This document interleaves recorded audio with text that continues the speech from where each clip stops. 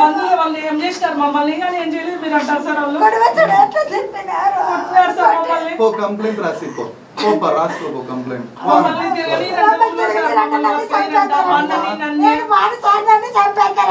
నేను ఒక విషయం చెప్తా, నువ్వు 100 మాటలు నోట్తో చెప్పినా ఒక్క మాట చేతి రాసి ఇచ్చినా సమానం. నువ్వు చేతి రాత రాసి కేసు కడతా. ఎవరు ఏం సంపర్కమ్మా, మేము పోలీస్ ప్రొటెక్షన్ పెడతాం, పోలీస్ పికెట్ పెడతాం పో, అంతేనా? ఇంకేం కావాలి చెప్పు. చేతి రాత రాసి నోట్తో ఎన్ని చెప్పినా ఒకటే, ఒక చేతి రాత ఒకటే. మా వాళ్ళు రాసుకుంటారు పో, నువ్వు చెప్పుకో, మా వాళ్ళే రాసుకుంటారని చెప్తాను కదా.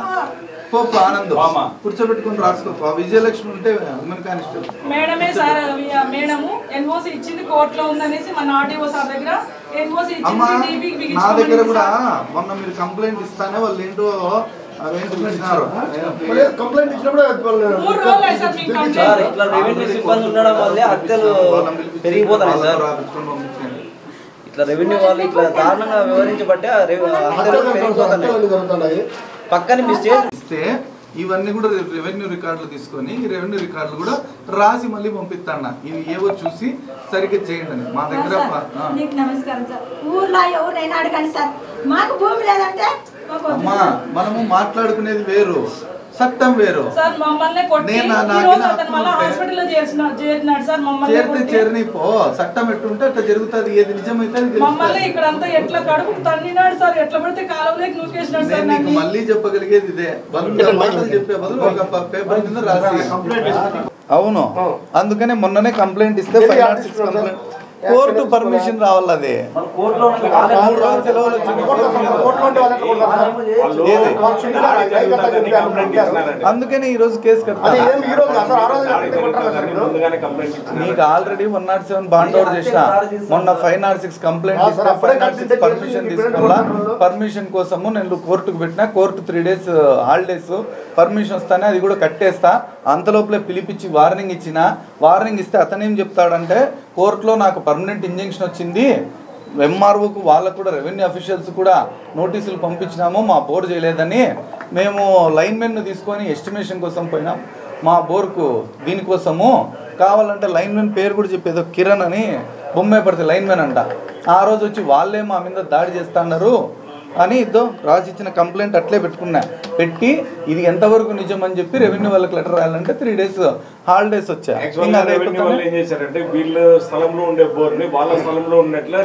వాళ్ళు ఏం చేశారు నువ్వు నన్ను అడిగినా నేను ఏం చెప్పాలి? నాకు కోర్టులో ఏముందో కూడా ఏదో కోర్టు ఇంజంక్షన్ ఆర్డర్ తెచ్చినారు 2021లో వచ్చింది. పేర్లు కూడా చెప్తా చూడు, దీని మీద ఉండేది. అతనిచ్చిపోయిన ఇవి పర్యూజ్డ్ ద రికార్డ్ ఒరిజినల్లీ అంటే ముందర పేపర్ ఇలే కాబట్టి చెప్తా. Counter of R2 not filed ఇక్కడ ఉందబ్బా.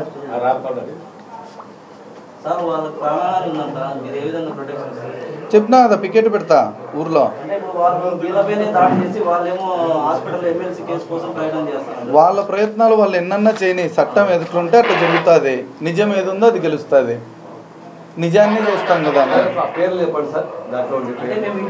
దాంట్లో అదే నేను కూడా ఎత్తుకుతాను, పేర్లు కనపరాల.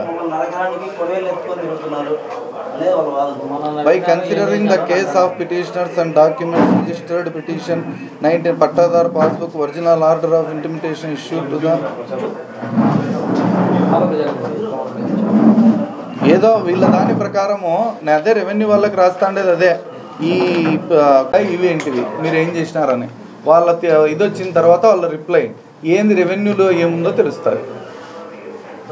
సార్ యోగానందన్ అనే ఒక వ్యక్తి ఆ పక్క 2-3 కలిసి కొడవలు తీసుకొని తిరుగుతున్నాను సార్ ఇతన్ని నరకడానికి ఊర్లో. అది కూడా ఇప్పుడు అందుకే కదా నేను పికెట్ పెడతానంటే అది ఏదైనా జరిగిన తర్వాత ఎట్లా పెడతారు సార్ మీరు? అంతకుముందు ఏం చర్యలు తీసుకున్నారు సార్? అంతకుముందే నేను ఆల్రెడీ దగ్గర నెల అయింటుంది తప్ప యోగా ఇది 107 బాండ్ ఓవర్ డేట్ చెప్పు. మనం 107 బాండ్ అవుట్ చేసుకున్నా కూడా వాళ్ళు భయపడట్లేదు.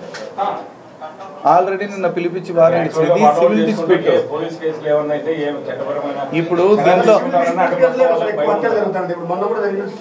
దీంట్లో జరిగిన సమస్య చెప్తాయినండి అబ్బా. తనకి ఎవరు వచ్చిందా రాలేదా కూడా తెలియదు.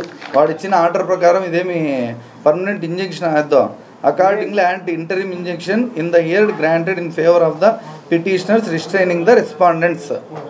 వాళ్ళకు ఏదో దాన్ని ఏమంటారు 2021లో ఏమో ఇంజక్షన్ ఆర్డర్ వచ్చిందని వాళ్ళు పోవడానికి ట్రై చేస్తారు. అదంతా నేను ఎట్లా చెప్తాను? నేను ఇంజక్షన్ ఆర్డర్ వచ్చిందని చెప్తాను. నువ్వు పోవద్దు అని నేను చెప్పలేను కదా కోర్టు ఆర్డర్ను. ఏది నేనేం చెప్తాడా? నాకు ఇచ్చిపోయినాడు అట్లే పెట్టుకున్నాననే కదా. ఏమో రెవెన్యూ రికార్డులకు రాస్తాను, రెవెన్యూ వాళ్ళు ఏం చెప్తారో దాన్ని బట్టి మనం యాక్ట్ చేస్తాం. భూమి విషయాలలో మాత్రము పోలీస్ ఏం చర్య తీసుకుంటుంది? రెవెన్యూ వాళ్ళకి ఎంక్వైరీకి రాశారు, కానీ ఆ లోపల జరగడానికి 4/7/2025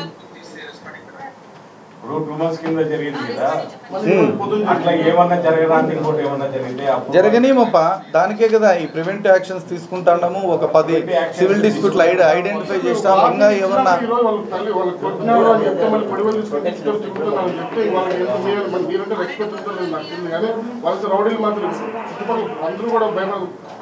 ఇప్పుడు నేను కేసు కడతానని చెప్తున్నా.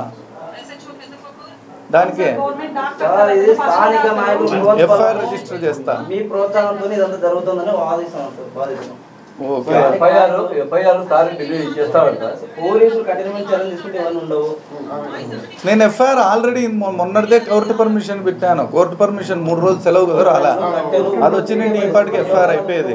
అయినా కానీ వాడిని పిలిపించి వాళ్ళ స్టేట్మెంట్ ఏందో రాసినాము. రాసి వార్నింగ్ ఇచ్చి పంపించినాము. అందుకే కదా ఇప్పుడు కేసు కడతాను మళ్ళీ. పోలీసోడు చేసేది వార్నింగ్ ఇస్తాడు, నెంబర్ 2 కేసు కడతాడు, 3వది ఏం చేయాలో నువ్వు చెప్పు. స్ట్రాంగ్ వార్నింగ్ ఇచ్చినాము.